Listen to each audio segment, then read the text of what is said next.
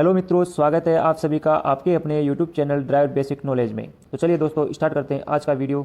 आज का हमारा पहला क्वेश्चन है कि दिया गया सड़क संकेत ड्राइवर को किस बारे में सचेत करता है। ऑप्शन नंबर, ये दो संकेत दिया गया दोस्तों, आपको इसको देखना और आंसर बताना है। सड़क पार करना प्रतिबंधित है। ऑप्शन नंबर बी, बाएं या दाएं मुड़ना निषिद्ध है। ऑप्शन नंबर सी, सड़क का सिरा समाप्त है। और ऑप्शन नंबर डी, आगे रेल रोड क्रॉसिंग है। तो इसका जो आंसर है दोस्तों वह ऑप्शन नंबर डी, आगे रेल रोड क्रॉसिंग है। दोस्तों अगर ये आर यहाँ पे नहीं होता तो फिर इसका अर्थ जो क्या होता वो आप लोग बताएं, कमेंट में जरूर लिखें। चलिए दोस्तों नेक्स्ट क्वेश्चन। डबल जॉइंट में अनुमति डिफ्रैक्शन विवर्तन कोण क्या है। डिफ्रैक्शन का जो अर्थ है दोस्तों कि विवर्तन कोण जो है वो कितना होता है। Option number A 50 degree, option number B 62 degree, option number C 58 degree और ऑप्शन नंबर डी 72 डिग्री। तो इसका जो आंसर है दोस्तों वो है ऑप्शन नंबर ए 50 डिग्री।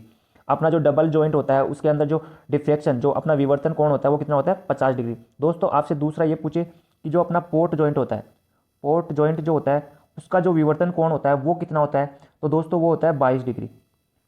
बात करें दोस्तों पोर्ट जॉइंट की तो उसका होता है 22 डिग्री।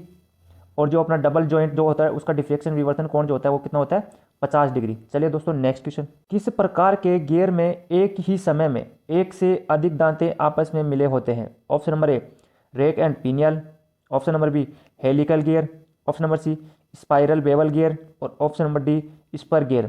तो इसका जो आंसर है दोस्तों वह है option number B helical gear. Helical gear के अंदर जो होता है दोस्तों उस समय क्या होता है कि एक ही समय के अंदर जो होता है एक से अधिक दांते आपस में क्या होते हैं मिले हुए रहते हैं। चलिए दोस्तों next question.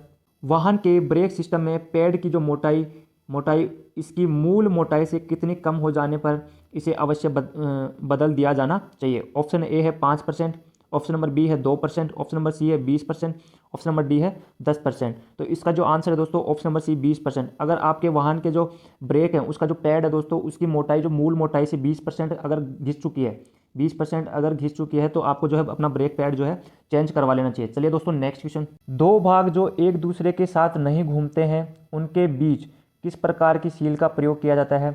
Option number A Teflon seal, option number B चक्कोर cut seal, option number C dynamic seal और option number D static seal. तो इसका जो आंसर है दोस्तों वो है option number D static seal. दोस्तों जो दो जॉइंट जो होते हैं आपस में जो है घूमते नहीं है, एक दूसरे के साथ जो है घूमते नहीं है, उनके बीच में जो सील लगाई जाती है उसको हम बोलते हैं स्टेरिक सील। चलिए दोस्तों next question. Single plate hydraulic clutch का क्या लाभ है।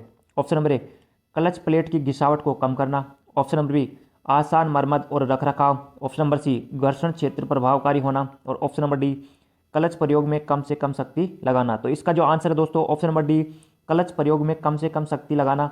ये किसका है, जो अपना जो हाइड्रोलिक क्लच होता है दोस्तों उसमें आपको प्रेस करने के लिए कम से कम बल लगाना पड़ता है। चलिए दोस्तों नेक्स्ट क्वेश्चन। इनमें से कौन सी टैक्सी ड्राइवर की जिम्मेदारी है। दोस्तों टैक्सी ड्राइवर की जो जिम्मेदारी वो आपको बतानी है। ऑप्शन नंबर ए उसे यात्री को वाहन पर चढ़ने और उतरने के लिए पर्याप्त समय देना चाहिए। ऑप्शन नंबर बी उसे समय पालन और सुरक्षा पर वरीयता देनी चाहिए। ऑप्शन नंबर सी अगर यात्री ने चलती गाड़ी में दरवाजे के बाहर अपना हाथ निकाला है तो उसे यात्री को चेतावनी नहीं देनी चाहिए। और ऑप्शन नंबर डी उसे अपनी यात्री को वाहन के अंदर धूम्रपान करने की अनुमति देनी चाहिए। तो इसका जो आंसर दोस्तों ऑप्शन नंबर ए उसे जो है यात्री को अपने वाहन में चढ़ने और उतरने के लिए जो है पर्याप्त समय देना चाहिए। चलिए दोस्तों नेक्स्ट क्वेश्चन। आवाज रहित क्लच कौन सा है। Option number A single plate clutch, option number B diaphragm spring type clutch, option number C multi plate clutch, option number D dog clutch. तो इसका जो आंसर है दोस्तों वह diaphragm spring type clutch. Option number B जो है दोस्तों वो सही है। डायफ्राम स्प्रिंग टाइप क्लच जो होता है वो क्या आवाज़ नहीं करता है। दोस्तों जो इस अपना क्लच होता है वो किसके सिद्धांत पे काम करता है, तो वो करता है दोस्तों घर्षण के सिद्धांत पे। घर्षण के सिद्धांत पे क्या करता है, कार्य करता है। क्लच जो है घर्षण के सिद्धांत पे काम करता है। चलिए दोस्तों नेक्स्ट क्वेश्चन। टायर की ऊंचाई की गणना कैसे की जाती है। ऑप्शन नंबर ए रिम का डायमीटर माइनस टायर का बाहरी diameter, option number B tyre का बाहरी डायमीटर माइनस रिम का diameter, option number C thread की चौड़ाई प्लस टायर की चौड़ाई, ऑप्शन नंबर डी टायर की चौड़ाई प्लस बीड का गोल डायमीटर। तो इसका जो आंसर है दोस्तों ऑप्शन नंबर बी टायर का बाहरी डायमीटर माइनस रिम का डायमीटर। दोस्तों मैं बताऊं टायर का जो बाहरी डायमीटर होता है, ये जो टायर का बाहरी डायमीटर होता है इसके अंदर की ओर क्या होता है, रिम होती है। अंदर की साइड जो रिम होगी तो रिम का जो डायमीटर होगा इनको आपस के अंदर घटाएंगे, आपस में घटाएंगे दोस्तों, तो वो क्या बताएगा आपको टायर की जो है ऊंचाई कितनी है। चलिए दोस्तों नेक्स्ट क्वेश्चन, अल्टरनेटर किस प्रणाली से संबंधित है। Option number A starting system, option number B steering system, option number C charging system और option number D HVAC system. तो इसका जो आंसर है दोस्तों वह है option number C charging system. जो अल्टरनेटर होता है वो किससे संबंधित है, किस प्रणाली से, अल्टरनेटर जो है चार्जिंग सिस्टम से। दोस्तों अल्टरनेटर क्या करता है, अल्टरनेटर का काम जो है यांत्रिक ऊर्जा, कौन सी दोस्तों, यांत्रिक ऊर्जा, यांत्रिक ऊर्जा को ये क्या करता है, यांत्रिक ऊर्जा मैकेनिकल ऊर्जा को विद्युत ऊर्जा के अंदर रूपांतरित करता है, जो अपनी बैटरी को चार्ज करने का काम करता है। चलिए दोस्तों नेक्स्ट क्वेश्चन, कौन सा सिस्टम वाहन को रोड के झटकों एवं कंपन से बचाएगा। Option number A hydraulic system, option number B suspension system, option number C control system और option number D steering system. तो इसका जो आंसर है दोस्तों वह option number B suspension system जो होता है वो क्या करता है कि जो वाहन होता है उसके रोड पे जो झटके लगते हैं, कंपन होता है, उसको क्या उससे बचाता है वाहन को। कौन, सस्पेंशन सिस्टम, जिसको हम लोग हेल्पर स्प्रिंग भी बोल सकते हैं। चलिए दोस्तों नेक्स्ट क्वेश्चन, इनमें से कौन सा यातायात संकेत बताता है कि आगे दाईं ओर भी रास्ता है। तो इसका जो आंसर है दोस्तों ऑप्शन नंबर बी सही हो जाएगा कि आगे जाके दाईं ओर भी रास्ता है। ऑप्शन नंबर ए की बात करें तो दोस्तों ये है ओवरटेक करना मना है, ओवरटेक जो है प्रतिबंधित है दोस्तों। ऑप्शन नंबर सी की बात करें तो सभी मोटर वाहन जो है यहाँ पे निषेध है, यहाँ पे आप लोग मोटर वाहन नहीं ले जा सकते। और ऑप्शन नंबर डी जो है दोस्तों ये बताता है कि पैदल क्रॉसिंग यहाँ से नहीं है, मतलब आपको वहाँ से पैदल क्रॉसिंग नहीं करनी है। चलिए दोस्तों next question, power steering system का क्या लाभ है। ऑप्शन नंबर ए वाहन की खपत को कम करना, ऑप्शन नंबर बी फ्यूल क्षमता को सुधारना, ऑप्शन नंबर सी वाहन को एक शक्ति से मोड़ना एवं नियंत्रित करना और option number D engine power को बढ़ाना। तो इसका जो आंसर दोस्तों ऑप्शन नंबर सी वाहन को एक शक्ति से मोड़ना एवं नियंत्रित करना। दोस्तों वाहन को जो नियंत्रित करने का काम करता है वो कौन करता है, अपना स्टीयरिंग करता है, और वाहन को एक दिशा डायरेक्शन देता है, मोड़ देता है, वो कौन करता है, स्टीयरिंग ही करता है। चलिए दोस्तों नेक्स्ट क्वेश्चन, इनमें से कौन सा यातायात संकेत बताता है कि हॉर्न बजाना अनिवार्य है। तो इसका जो आंसर है दोस्तों ऑप्शन नंबर सी सही हो जाएगा। इसका अर्थ है कि आप लोगों को हॉर्न बजाना अनिवार्य है। ऑप्शन नंबर ए जो है दोस्तों इसका अर्थ है कि आपको हॉर्न नहीं बजाना है, हॉर्न प्रतिबंधित है। दोस्तों कहाँ कहाँ पर हॉर्न प्रतिबंधित है, हाई कोर्ट हो गया, हाई कोर्ट के ऊपर, हाई कोर्ट के सामने आपको हॉर्न नहीं बजाना है दोस्तों। दूसरा हो गया आपका स्कूल हो गया, स्कूल के पास में कभी भी आपको हॉर्न नहीं बजाना है दोस्तों। तीसरा हो गया हॉस्पिटल हो गया दोस्तों, हॉस्पिटल के पास में कभी भी आपको हॉर्न नहीं बजाना है दोस्तों।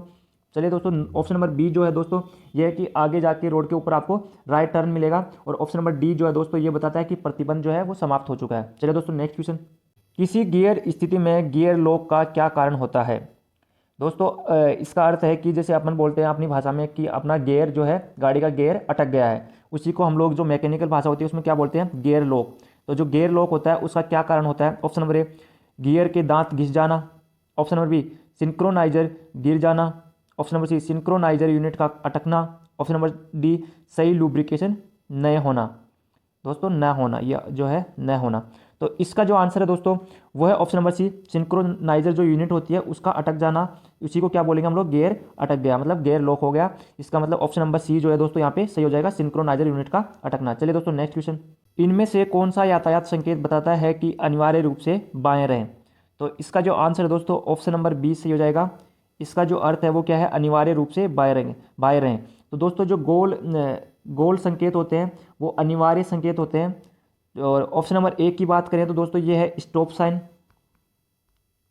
ऑप्शन नंबर सी की बात करें तो ये इसका जो अर्थ है वो है रास्ता दें, गिव वेज। और ऑप्शन नंबर डी जो है इसका अर्थ है आगे प्रवेश नहीं है, प्रवेश निषेध। चलिए दोस्तों नेक्स्ट क्वेश्चन, एबीएस क्या कार्य करता है। ऑप्शन नंबर ए फ्रिक्शनल शक्ति को बढ़ाना, ऑप्शन नंबर बी वाहन को फिसलने से रोकना, option number C positive braking प्रदान करना और option number D brake fail को रोकना। तो इसका जो आंसर है दोस्तों वो एबीएस जो होता है दोस्तों, एबीएस क्या होता है, एबीएस ब्रेक होता है। एबीएस ब्रेक जो होता है वो क्या करता है, वाहन को जो है फिसलने से रोकता है दोस्तों। एबीएस ब्रेकिंग सिस्टम जो आता है दोस्तों ऑप्शन नंबर बी इसका सही है, वो क्या करता है, वाहन को फिसलने से रोकता है। चलिए दोस्तों नेक्स्ट क्वेश्चन, दोस्तों इन दोनों का आंसर आपको कमेंट बॉक्स में भी देना है और साथ में अपने ग्रुप के अंदर भी इनका आंसर आपको देना है। चलिए दोस्तों अगर आपको वीडियो अगर अच्छा लगा तो आप लोग इसको लाइक और शेयर जरूर करें, हमारे चैनल को सब्सक्राइब जरूर करें। Thank you.